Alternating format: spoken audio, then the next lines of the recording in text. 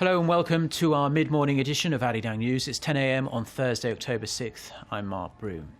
Clean-up operations are ongoing this morning after Typhoon Chaba swept through the southern part of Korea on Wednesday, leaving a trail of death and destruction.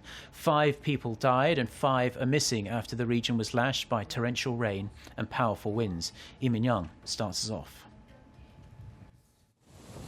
The Korean peninsula is no longer under the direct effect of Typhoon Chaba, but the southern parts of Korea that were battered by the storm are still grappling with recovery and rescue operations, as more damages and casualties are being reported. 5 people have been confirmed dead, and 5 others were missing as of 6 a.m. Korea time. Among the 3 people who died in Busan, one construction worker was killed after a crane toppled over, and another person died after falling from the roof of a building. 2 others died in the nearby city of Ulsan, which was also slammed with torrential rain and powerful winds. The General Insurance Association of Korea says the typhoon caused more than $9 million in damages. So far, it has been reported that more than 500 homes were flooded and more than 1,600 vehicles submerged. Around 230,000 homes suffered power outages, and dozens of cultural properties were damaged. Almost 200 people from 90 households were forced to evacuate. They are temporarily staying in nearby schools and community centers. Industrial plants were also affected by the typhoon. Hyundai Motor's automaking plant and other industrial facilities in Ulsan suspended operations for a while due to flooding. More than 20 plants in Ulsan were flooded. The storm, which has been downgraded to a tropical depression, is currently affecting parts of Japan. President Park Geun-hye has called for swift restoration efforts and response measures to minimize further damages. The government also said it's considering designating the affected regions as special disaster areas. Lee Min-young, Arirang News. The UN Security Council has unanimously selected Antonio Guterres, the former Prime Minister of Portugal, as the next UN Secretary-General. All that remains now is a formal Security Council vote set for Thursday morning local time. Kim Il-kyun reports. In a 6th closed-door ballot on Wednesday, Portugal's Antonio Guterres received 13 encouraged votes and 2 no-opinion votes from the 15-member Security Council. This means that none of the 5 permanent veto-wielding powers voted against him. The 67-year-old was the only candidate to top the required 9 encouraged votes and received no discouraged vote from a permanent member. The Russian ambassador to the United Nations, Vitaly Churkin, said Guterres was the clear favorite among all the candidates. Both the American and British ambassadors to the UN also welcomed the result. During the selection process, Guterres said the next UN chief must be a convener, a facilitator, an honest broker, and a bridge builder. He also called for a surge in diplomacy for peace to prevent conflicts and crises rather than tackle their consequences. After the news, Guterres tweeted that he was honored and happy with the results.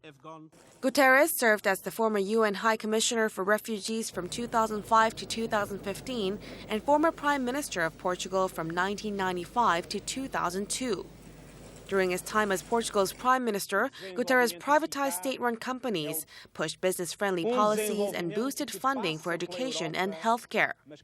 Guterres is set to face a formal council vote on Thursday morning and will then have his name submitted to the 193-member General Assembly for approval.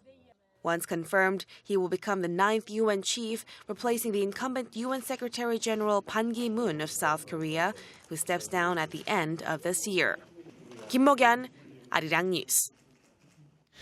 South Korea and the European Union have vowed to work together in all aspects to end North Korea's nuclear program. At a conference held in Brussels on Wednesday, Seoul's Foreign Minister Yoon Byung-se and the EU's Foreign Policy Chief Federica Mogherini agreed that North Korea's recent nuclear test highlighted the urgency of the regime's nuclear issue.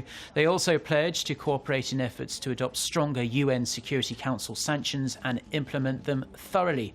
Minister Yoon expressed his appreciation for the EU's efforts regarding North Korea's provocations and asked for support for more thorough sanctions and diplomatic pressure. In return, Mogherini promised to actively consider specific measures targeting Pyongyang's nuclear capabilities.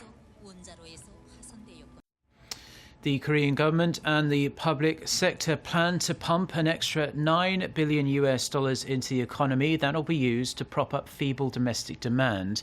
The agreement came during an economy-related ministers' meeting on Thursday morning. While the government will work on swiftly implementing the remaining extra budget it already planned to lay out in the fourth quarter, it said the central and local governments will inject an additional $5.2 billion by the end of this year. The rest will come from the public sector, including corporations like the Korea Electric Power Corporation, KEPCO. Trying to spur spending within the local economy, the government plans to simplify ways to utilise collected credit card points.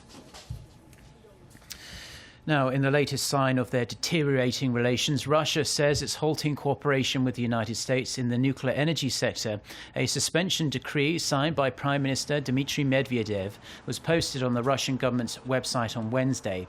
It explained the decree was a countermeasure to Washington's violation of their agreement after the US imposed sanctions on Russia for its role in the Ukraine conflict. The deal signed 3 years ago was aimed at jointly developing nuclear energy for peaceful purposes.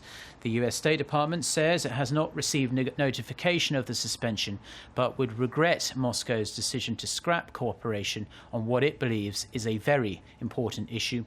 The suspension is due to come into effect 90 days after the US delivers its response.